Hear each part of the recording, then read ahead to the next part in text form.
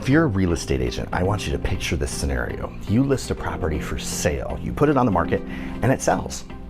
You had never actually met with the owner because the owner doesn't live here. It's pretty common, especially here in South Florida, isn't it? But what happens if that seller wasn't actually the seller of the property and you just sold it to somebody else? Ouch. Hi, I'm Jason Cummings with Giannell Title. It's Fun Fact Friday.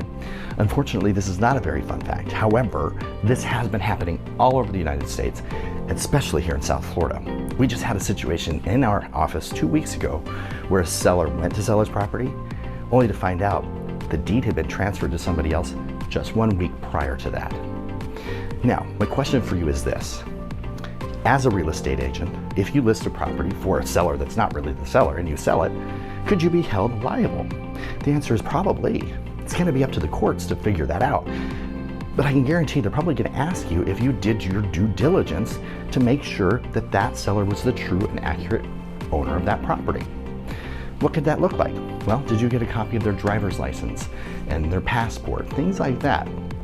Could they be fake? Certainly could, but at least you're getting a copy. You can also ask the seller qualifying questions about the property, things only the seller would know, property history, things like that. But there's no really true way to figure it out, especially if they have the same name as the actual seller.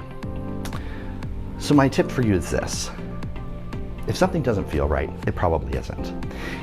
If that's not the real owner of the property, there's probably going to be a red flag somewhere.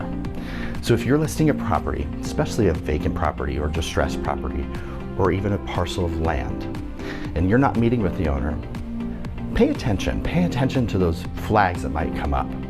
Listen to your gut. Because again, if something doesn't feel right, it probably isn't. That's when you need to talk to your broker or talk to an attorney. Whatever you need to do to safeguard yourself and protect yourself from these sticky situations. Because Lord knows nobody wants to be in any situation like this. So for more title questions, more real estate questions, send them our way. We want to answer them. And for more title tips and tricks, be sure to follow us. Bye-bye.